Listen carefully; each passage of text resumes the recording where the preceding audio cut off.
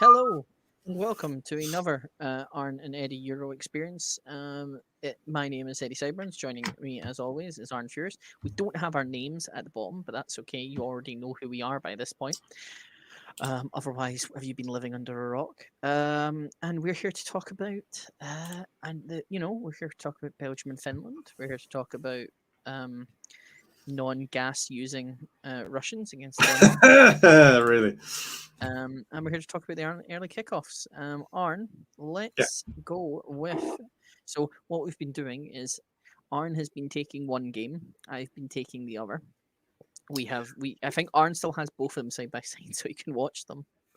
Yeah. Um, but we've just been kind of doing because again, there's too many games at this time, and rather than one of it, both of us watching one match and then not leaving out the other, we figured we would cover them. And I seem to be getting all the matches You with get the all the good good ones, goals. but then I've basically been in charge of whatever the big group favorite was so far. Mm. So like I've got like I wouldn't say dead rubber matches, but matches that haven't been as interesting as the other one. But Yeah. I mean, I've had the other one on the screen as well, so it's not like I've completely missed out there. It's just it was there. It says there. So let's talk about Belgium versus Finland then, because Belgium made, from what I can see here, quite a lot of changes. Aren't? Yeah, Tell me what your 8. thoughts were. 8 changes. So they kept Courtois in goal. Kevin De Bruyne played because I think no, hang on, not Kevin De Bruyne. I think De Bruyne did the assist for the second goal, did he? Yes, Denier, I think, played in the previous game. It was 8 changes anyway, and Lukaku played. So the reason for Lukaku playing is they wanted him to score because they kind of want him to win the Golden Boot, or he wants to win the Golden Boot and doesn't want to miss out. Mm-hmm. So hi, Ryan. Hi, Ryan. Lukaku in search of the Golden Boot. You tweeted me during this that a certain Real Madrid player is absolutely past it. Or He's done. is playing horrendous. He's done. Eden Hazard. I know he's been out with a lot of injuries, but he was a spectator in this. He was a passenger. Mm-hmm. The difference between him and Jeremy Doku. So Hazard started on the left, Doku started on the right, and they switched over. And you could almost feel the pain of the right back having to actually deal with somebody because Hazard had just done nothing at all. So he was very disappointing. Witzel had a pretty good game. De Bruyne looked good. So it's basically the players that they had out injured, they're all back. But Hazard might as well not be there based on the way that he played. He did very little in this game. A man who everyone thought General Duke. A man who everyone thought had retired. Hello, Brinkley. A man who everyone thought had retired, including myself, ended up with the first goal, even though you've technically called it an own goal. Thomas Vermaelen, he still exists. He's still alive. Playing for Vissel Kobe. Or I think previously playing for Vissel Kobe. And then Rom scored, but it was offside, marginally offside. Yeah, when I say marginally offside, he was level. They deemed that like that much of his toe was offside. Mm-hmm. It's probably the most marginal offside I've seen in this tournament, to the point where I'm like, I don't really think it is offside. If it's that close that you have to get your little ruler out, then is he really gaining a benefit from it? I know Domi's saying offside is offside, and I get that. But it's not an offside trap. Rian there predicting that Gini Wijnaldum wants both top scorer and player of the tournament, and reminding us that he cost PSG nothing. I think a lot of people have been mentioning that he, in the commentary, that he's playing a different way for Holland than he has for Liverpool. They're playing him in a different way. We'll just finish up the Belgian game first. So that basically, Belgium were better than Finland. Finland were outclassed. Belgium didn't have to do a lot to win the game, and that was it. They huffed and puffed, and they got there. That's exactly what I've written down. Yep, that's exactly how I was going to say it. Belgium is this side. Where did you predict that this side was going to finish? I have them losing to Italy, so they're going to run into Italy at some point. And Italy and Belgium are the two opposites of what we've got in this tournament. Italy are a team where they're all players that play together, and it's all fluid and lovely. And Belgium is a bunch of individuals who just happen to be really good. And they've always been a bunch of individuals who just happen to be really good. That's this golden generation for them. And a lot of countries' golden generations do tend to go that way. They don't play together regularly. They're just all really good. The difference between this and like previous versions of Belgium is this one isn't overly reliant on Hazard. Yeah. It's kind of more spread out the responsibilities, and Lukaku is the only real over reliance they've got, because if he's not there, I don't think they scored many goals.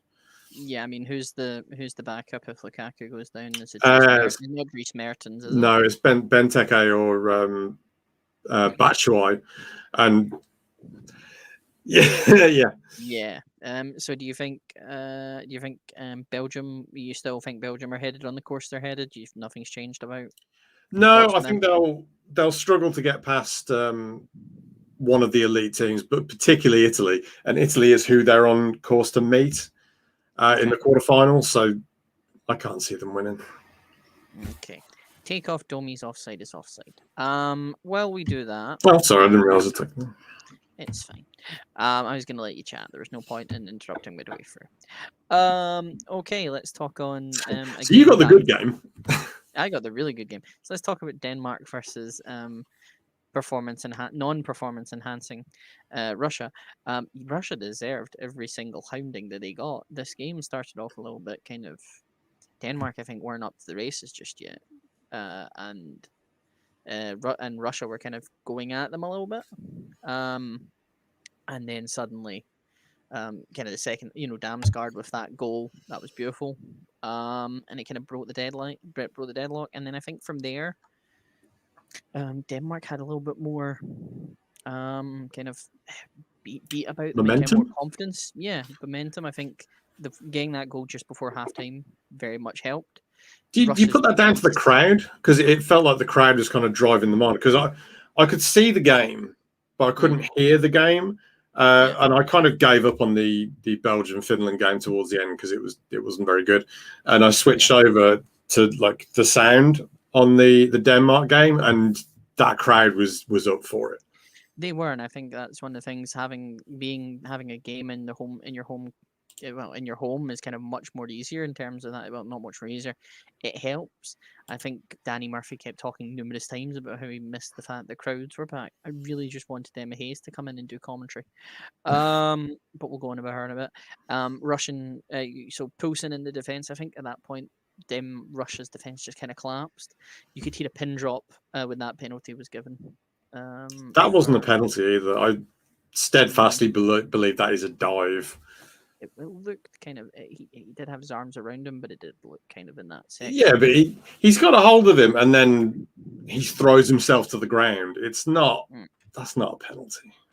Yeah, Chelsea's own Andreas Christensen with the rocket of a goal after that, and then that was a great goal. Malo on the break with the fourth. I'm really happy that Denmark made it through. They've got Wales next. It's going to be quite an interesting game. But yeah, I think they've got quarterfinals and then maybe out. Obviously, I think that's how it's probably going to go. It felt like a really emotional day for Denmark. They've had a few of those. Like every game they've had has been emotional for different reasons.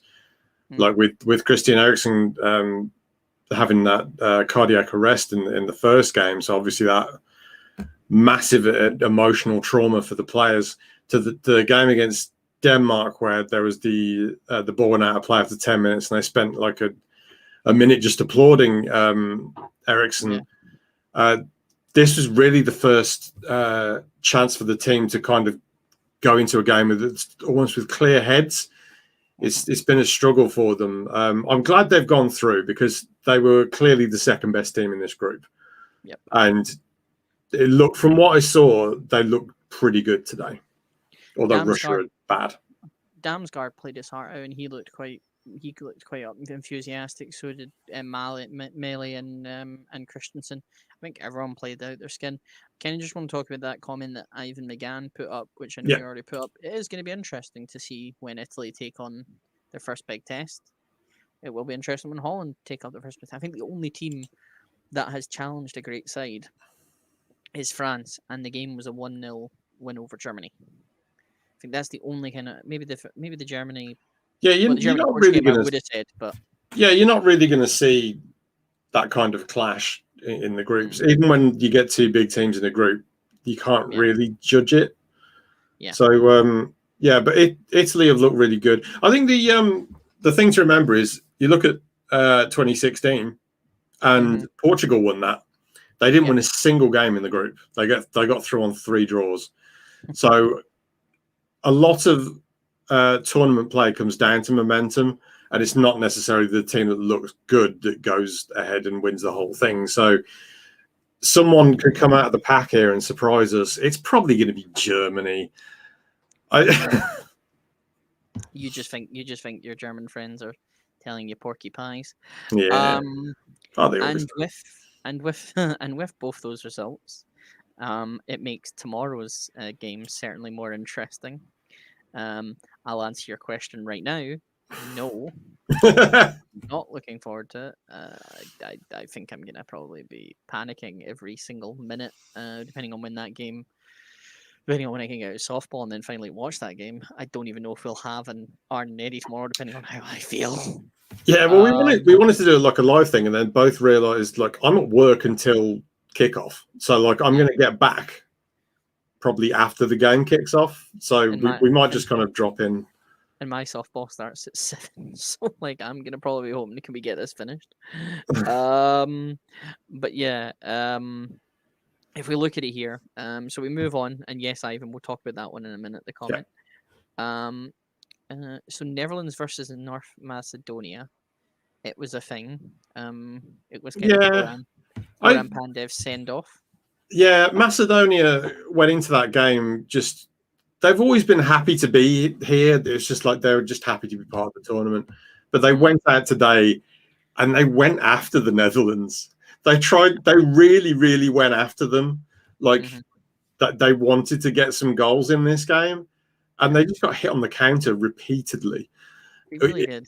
I said I felt it was naive the way that they played, but I can't blame them for it. And it was quite an entertaining game. Holland looked comfortable. I mean, Depay scored a goal, and the game was basically over at that point. Although Macedonia scored twice from offside positions, so it could have been an upset, but not really. Yeah, kind of from what I saw, it looked like Netherlands. As you were kind of saying, anytime Macedonia went for it, it was just a case of Netherlands are like, nope, we're gonna score. They were just throwing players forward. It was they're asking for trouble.